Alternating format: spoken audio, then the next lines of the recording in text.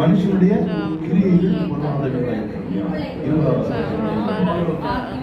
பொல்லாப்பு செய்கிற எவனும் ஒளியை பகைக்கிறான்.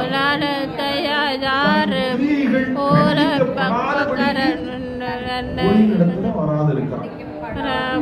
எதுக்கு ஒளியிடத்துல வர்றதில்ல? செய்யறது தப்பு. சமூகத்தை சேர்ந்தா உருத்தம் ஆவியானவர் இடைப்பட என்ன ஆயிரும்?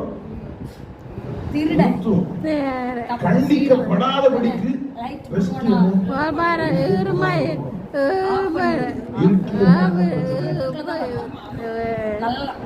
இன்னையோட நாளைக்கு இன்னொரு இருட்டு காத்துக்கிட்டு இருக்கு.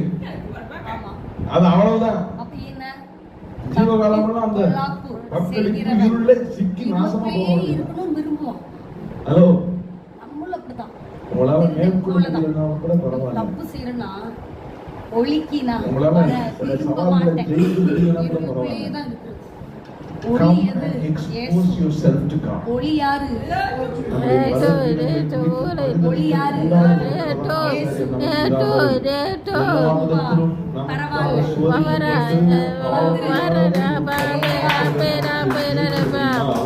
நீங்கள் இரக்கத்தை பெறவும் ஏற்ற சமயத்திலே சகாயம் செய்யும் கிருபையை அடையவும் தைரியமாய் கிருபாசன தண்டையிலே சேரக்கணும். இதுக்கு மேல என்ன வேணும்?